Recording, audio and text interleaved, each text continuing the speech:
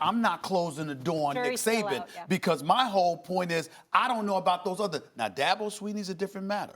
Why? Because of the 67-4 record over the last 4 or 5 years, because of the 27-game winning streak, because of 2 national championships, just as many postseason appearances and just as many titles as Nick Saban. But outside of him, I am saying to you, it is entirely plausible to me that we could see a run taking place over the next 3 or 4 years where it's Dabo and it's Nick Saban all over it. What did I say heading into this college football season? And what has the theme for me been the entire time? Are we still in the Nick Saban era, or have we entered the Dabo Swinney era, right? And Paul is right. I tweeted out as soon as it happened. The second Alabama loss says now we're at the end of the Saban era. He is a powerhouse. Look, Saban deserves a ton of credit because it's not just recruiting; it's also coaching. Sure. He can coach them up. I saw Hembo sent out a tweet yesterday, I think it was, comparing Ohio State to Michigan. They have roughly the same number of top recruits every year, but Ohio State's always go to the NFL, it seems, like at a rate of 3 times what Michigan's go to. That's about coaching. So it's recruiting and coaching. Saban's great at both. What about Tua getting hurt? But hold on. But I mean, that's major. His starting quarterback got hurt. yes, starting quarterbacks get hurt sometimes. But that's not the point I'm making right now. Recruiting and coaching. Saban was a titan among even the best coaches in both categories. No more. He's still among the best. He's among the best recruiters. He's among the best coaches. But can we say he's better than Dabo?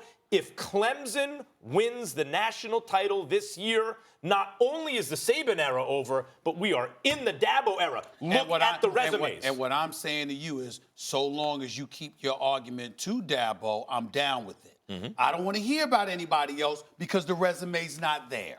I mean, if it were Urban Meyer, for example, and Ryan Day has done a phenomenal job at Ohio State, and he deserves our respect. Please don't get me wrong.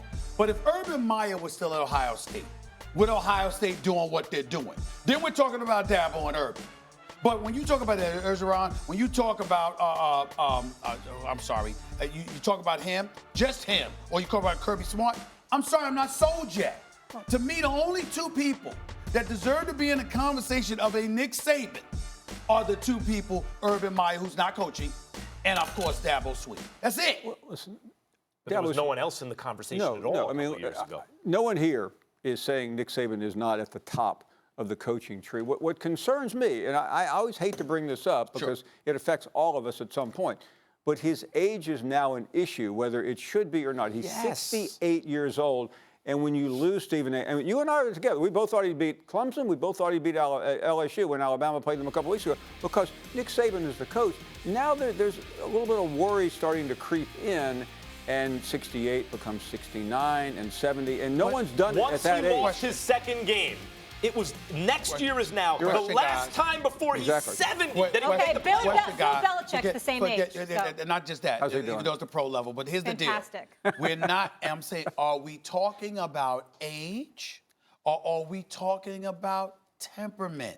Because let me tell you something, hypothetically, if Dabo Swinney was in his mid-60s but had the same personality, we wouldn't be having this conversation. It's not about his age because he's lucid, he's smart, he's sharp. You know, it's you could talk about the temperament and whether or not that vibes with a younger generation of players. But I don't think the age is the issue. Usually, if a coach gets to a certain age, too, it becomes less attractive, et cetera. Nick Saban is the same person that he's been. Nevertheless, the gap between the age of the coach and the players is greater and greater. The cultural divide is greater and greater. I want to answer Molly's question from earlier now. About Bill Belichick being the same age? No, about his quarterback got hurt. I don't feel like this is fair. This is fair timing. Part of college recruiting is that you're going to have more than one outstanding quarterback. And it didn't seem to hurt when Jalen Hurts wasn't the guy and Tua could step in, right? But it hurts now. The difference is, it's like the Tiger Woods effect. Tiger Woods, because of him, a generation of athletes started playing golf. And now that he's older, it's harder than ever to win because they're all Tiger Woods. But it's not just about his age. It was the way he stepped away from the game because he got himself into some mess. But what I'm saying is he came back into an era where the level of play was better because of his influence, athletes started playing golf. His influence and absence. What I'm saying is the people he was playing, they were kids when he was on top, and they were inspired. Instead of playing football, And I'm saying they basketball, would have been they scared started of him playing. if he was still Let's there. not get bogged down in that. Right. The point is Saban raised the bar. I'm not saying he didn't, but people have reached that bar now at a time where he may be in decline. One person. Well, but One person, hold on a but second, he Steve. passed the bar. There's also an intimidation factor. Tiger won most of the time because he was Tiger. Saban did the same thing, but Gus Malzahn, who's not considered one of the best coaches in the country, has beaten him 2 out of the 3 years. And Gus Malzahn said after the game, we felt like we were going to beat them. I mean, you're going to see that now. You saw that with Ogeron. I talked to a coach the other day that was considering a job, and he said, I don't know if I want that job. I said, why not? He said, because I won't be able to beat Nick Saban there. I want to beat Nick Saban. Now everybody wants to beat Nick Saban, but they think they can beat Nick Saban. And I think I think the conversation that we're having here, young people are watching and they're going. Okay, that's fair. Well, let me. I hope young people are watching. Let me tell something to these young people out here. And let me tell something. A matter of fact, you're gonna appreciate this. Forget the young people for a second. I'm gonna tell something to Nick Saban right now.